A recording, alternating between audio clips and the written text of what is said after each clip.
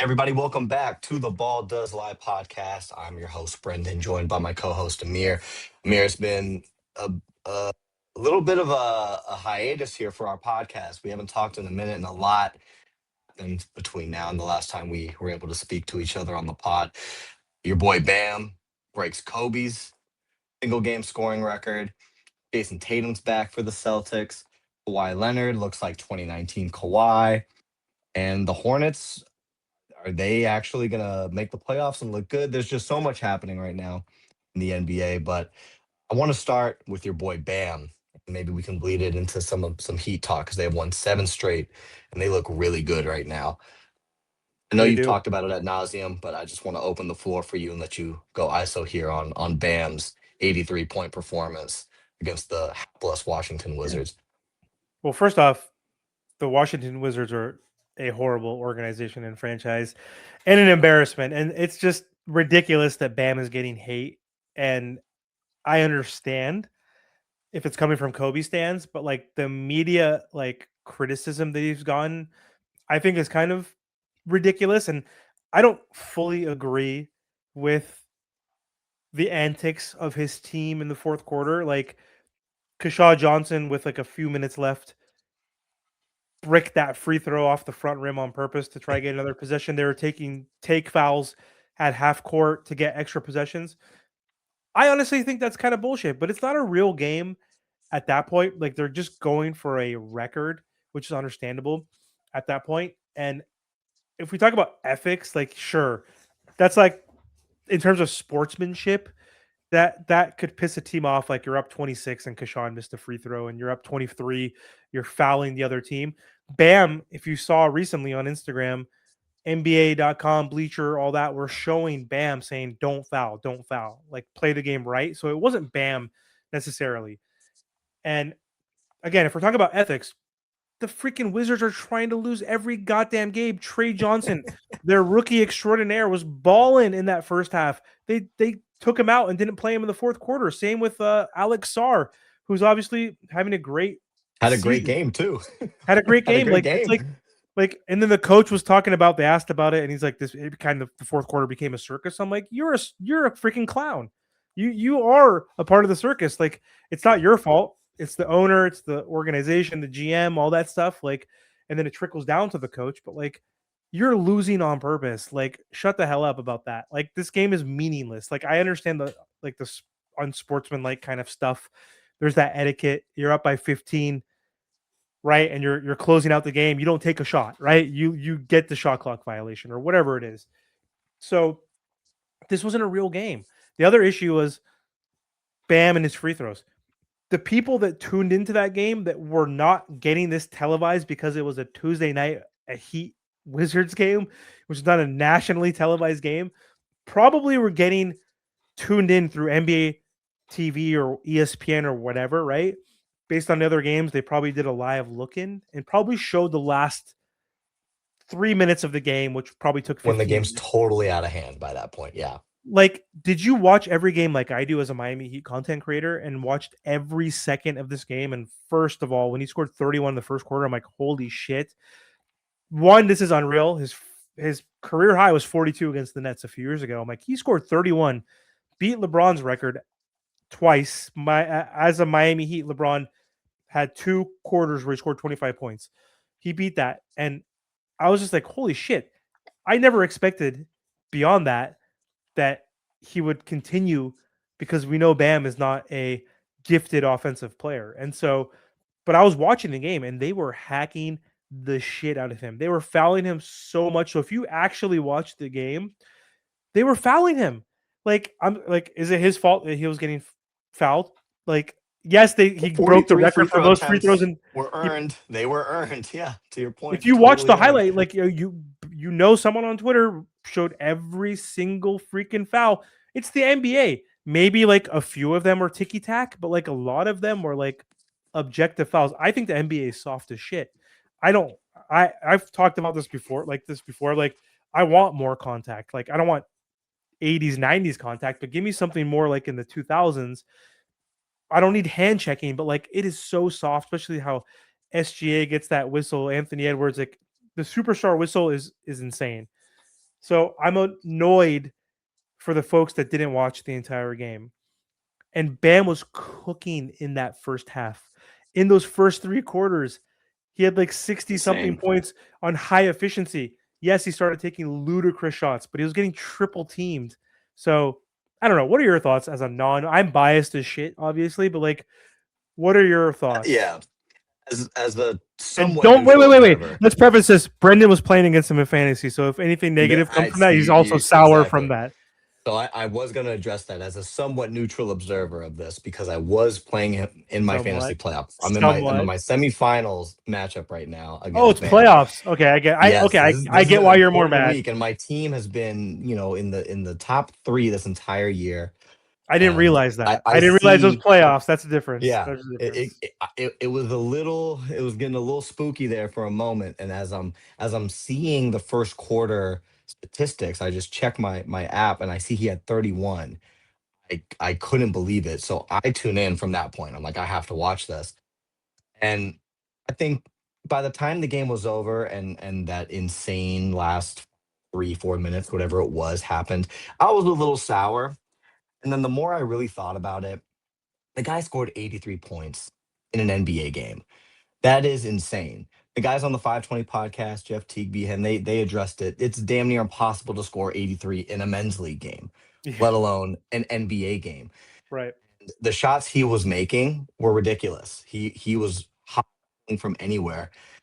And he was getting buckets in every type of fashion, whether it was shooting ridiculous step free like threes, getting to the bucket. He had a ton of little bump shoulder fades, obviously getting to the line. And as you already talked about, he got hacked on all of those. He wasn't fishing for fouls, on any of these plays. So I now, after really, really sitting on it, I just leave more impressed. Bam was able to achieve 83 points, and I honestly think the antics to get there make it that much more and kind of funny. Like, I like when the league has these goofy nights. If you, I don't think anybody would have suspected Bam Adebayo to score 83 points in a game. I think it just shows that you have in the NBA that any one of these guys can really go any given night. I'm incredibly impressed. I know the Kobe stands hate it. I talked a lot with a bunch of my friends who are Kobe stands, where initially I kind of was on their side, but the more I think about it, Kobe's last 11 points were scored against the Raptors when they already had the game won. He was chucking ridiculous shots. The teammates were just doing everything they can to get Bam this record. Spo, who is notoriously against challenging, hates challenging calls, Not this year. throws throws one of his challenges in He's way though better to make this sure year. Bam gets one more spot.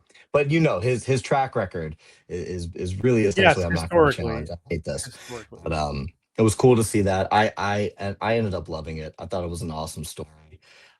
And the only person that I think ever saw this coming was Michael Beasley, the only one who said, "You guys don't understand how good of a scorer Bam Adebayo really can be." And who knows, this might unlock some things for you guys now in games that matter. Because I don't know if this changes how you watch Bam because you watch him every night. But I'm kind of watching him in a different light and as a different threat scoring the basketball.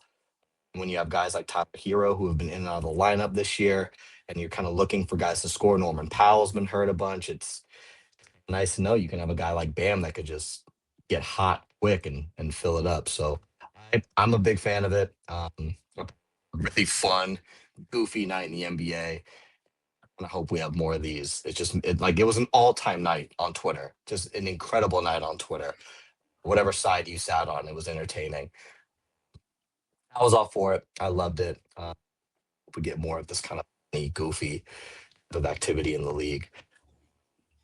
So, real quick before we hop over to our next topic, this does tee you guys up really well ending the season. 7 game winning streak. I think, what are some of the keys you see for your Heat here as we down through the final stretch of the season? I mean, it's interesting because tonight, if we post this today, the Heat are going to be playing the Magic in 20 minutes. They're also on a 6 game winning streak. The Heat are six. They're actually they have made it out of the play-in.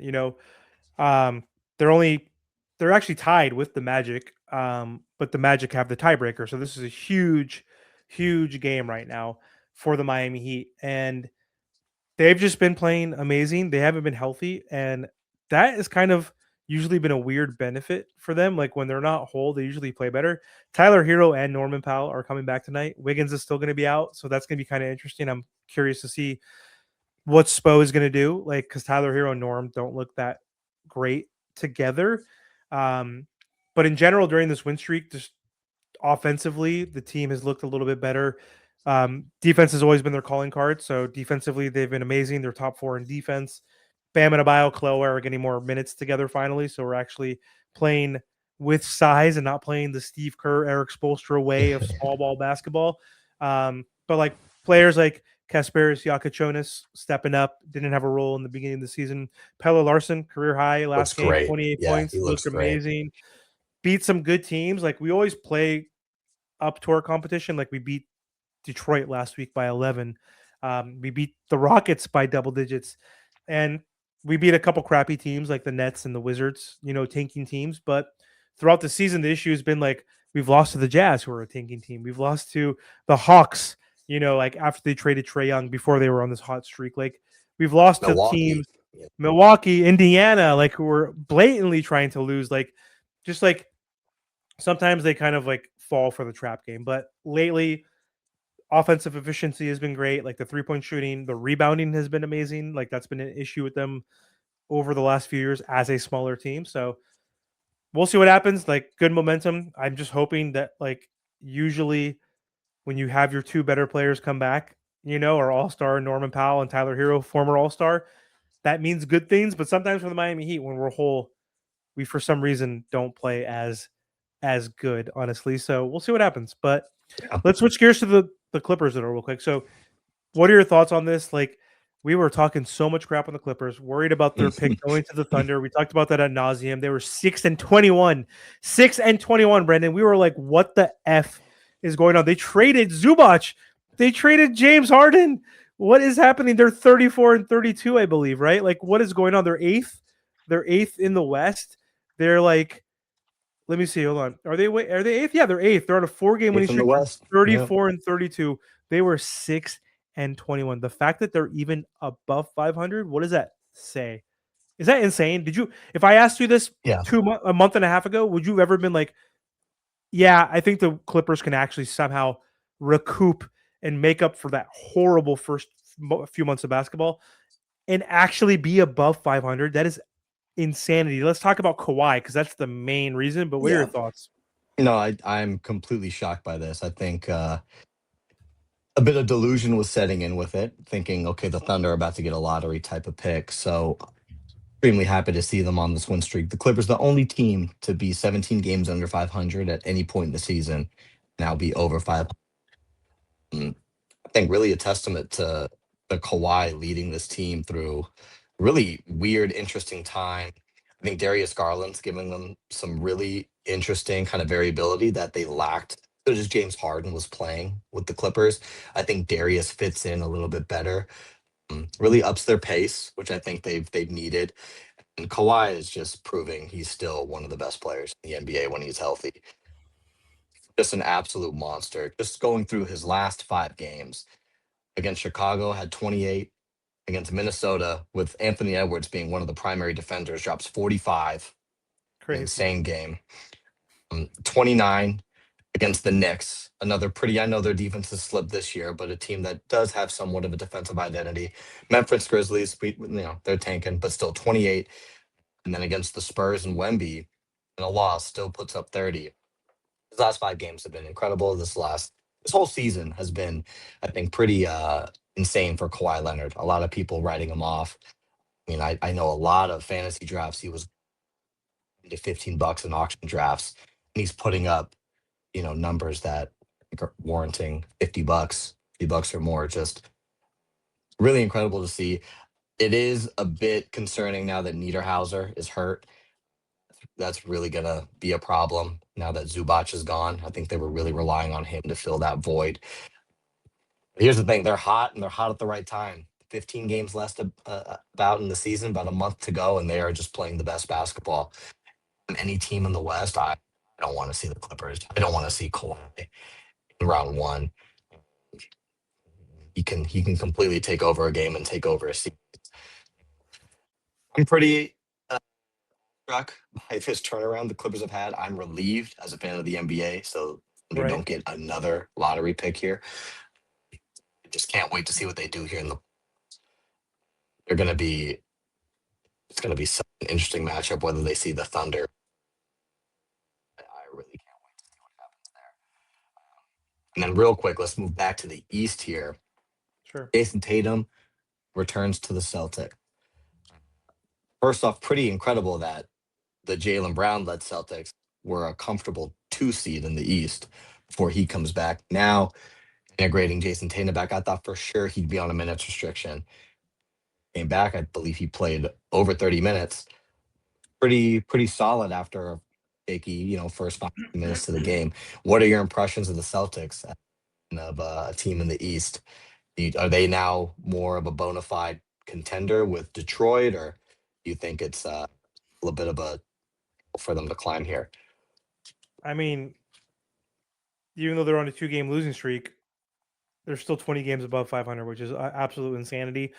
The fact that he looks like he's coming off an injury, but like an Achilles tear is not the same as it was back in the day. Like an ACL tear back in the day was all she wrote for a career. Like whether you're in football, basketball, whatever, soccer, and it's just crazy to see these guys come back from these crazy injuries. It's crazy to see that he came back from this Achilles tear after 10 months and is performing. I guess apparently he got surgery so quickly. Like I think that could have been a factor that like he got surgery like immediately, which could have And didn't maybe have to fly, didn't have to get on a plane. He just got the treatment right there in New York, which is a huge deal in the recovery, apparently. Again, not a doctor, apparently. don't know, but Yeah, I don't that's know what I've either, but read. that's what I've heard, right? But like, dude, he's averaging 20 points and 6 rebounds, like and 4 assists. Like he's still Jason Tatum. He's obviously you look at his numbers are completely dipped from the last few years, but like he just tore his Achilles less than a year ago. It's Less like than a year ago. and like the fact that they brought him in now and like there's no setback, probably the best move, I guess, because otherwise, like if this was gonna like have any possibility of impacting his career moving on as someone who's like what is he 26, 27, somewhere around that range. Yeah. Um, why would you ever even bring him back like now and just like if he's willing to play in the playoffs, like give it another month or two and then see what happens. But the fact that he's already back like is a very good sign, and he's like obviously going to have to deal with some sort of rust and conditioning, but he's dealing with that now. There's like 15, 16 games left. So it gives him an opportunity to gel with this team, build chemistry, get his wind for the playoffs. And like, that's dangerous. Like he's a champion. I hate him, but they're champions. They have a championship coach. Like they're a championship organization.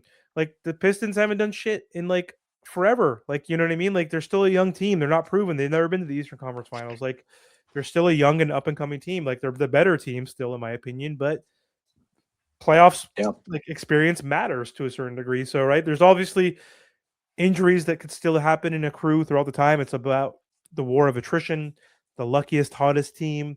Like there's other variables in there, but like having him back is like a huge blessing for this team. It's unfreaking real. Yeah. And I see them competing with the Pistons. Like Well, I don't see the Knicks. I don't see the Cavs.